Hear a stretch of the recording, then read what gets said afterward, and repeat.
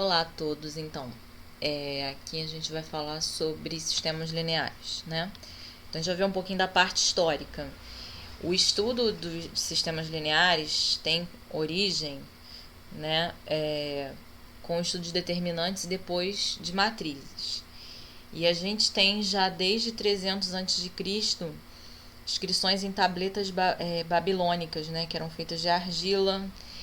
A gente tem também representação de coeficientes de sistemas lineares em barras de bambu, que constam em um livro chinês, né, chamado 9 capítulos sobre arte e matemática.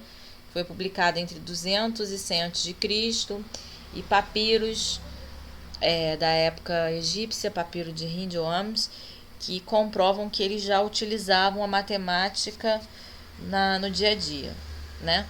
E aí a gente tirou um exemplo aqui do método chinês, como que eles usavam sistemas lineares.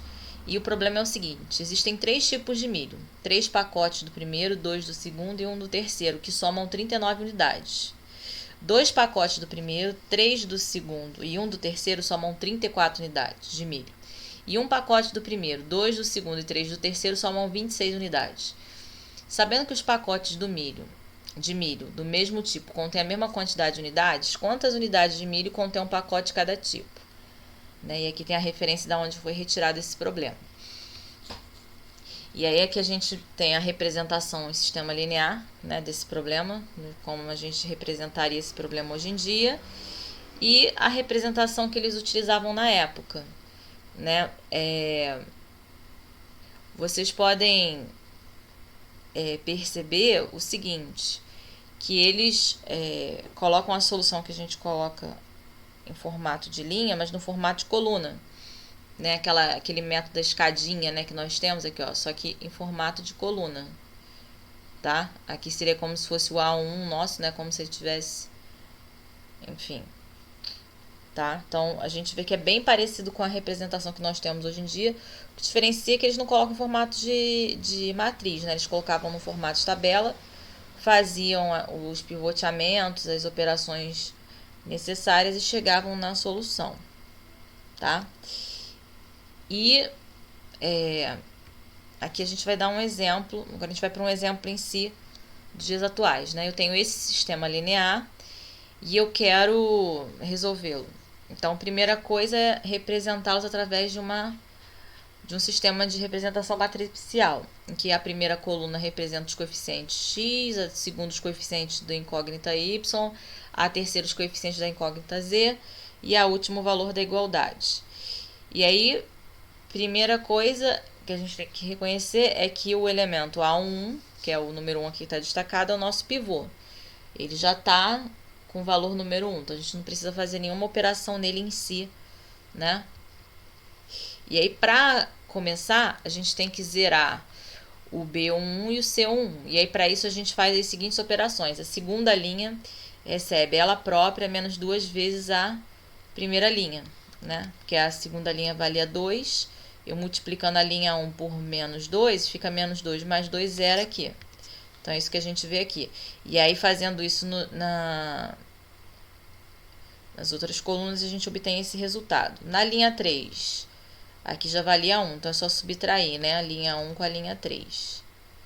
Aí a gente tem esse resultado. Então, a gente já conseguiu aqui o formato que a gente queria da linha 1.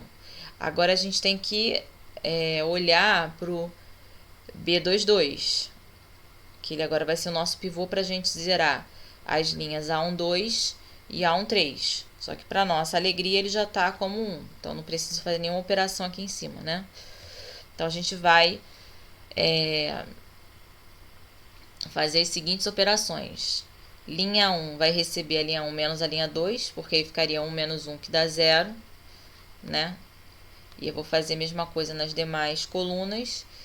E na linha 3, se eu multiplicar a linha 2 por 3 e somar com a linha 3, vai zerar, né? Que aqui, ó, 3 vezes 1, 3, menos 3, zerou. Pronto. Já tenho a segunda coluna no formato que eu quero. Agora, eu vou fazer analogamente a mesma coisa na terceira coluna. Meu pivô aqui na linha 3 vai ser o C13. Então, a primeira coisa é multiplicar ele por menos 1 para ele ficar positivo. E agora a linha 2 aqui já está zerada, tem que zerar a linha 1. Então, para zerar a linha 1, eu multiplico a linha 3 por menos 2 e somo com a linha 1, que é a operação que está aqui. Que quando eu faço 2 vezes 1, 2, 2 menos 2, zerou. Tá? E aí eu fico com aquele formato que a gente chama de escadinha, né? Tem aqui o pivô, depois um zero e dois zeros. E aí é que eu tenho x igual a menos 54, y igual a menos 11 e z igual a menos 35. Então, é um sistema possível determinado. Tá? Agora vamos ver outro exemplo, que é o exemplo 10. A gente quer encontrar a solução para esse sistema aqui. Então, a primeira coisa é representar ele na maneira matricial, representação matricial. Meu número 1 aqui já está, meu pivô. E aí eu vou fazer as operações para zerar as linhas a linha 2 e 3, os elementos B11, C11. E para isso eu vou pegar linha 2, vou multiplicar pela linha 1 por menos 2. Então, menos 2 vezes 1, menos 2 com mais 2 deu 0. E aqui é a mesma coisa. Aí eu vou pegar a linha 1, multiplicar por 3 e somar com a linha 3. Menos 3 vezes 1, menos 3, mais 3, zerou.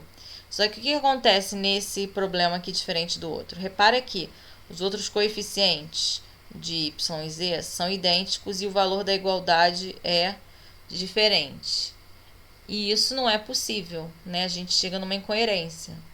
Não tem como a mesma equação ter duas soluções distintas, né?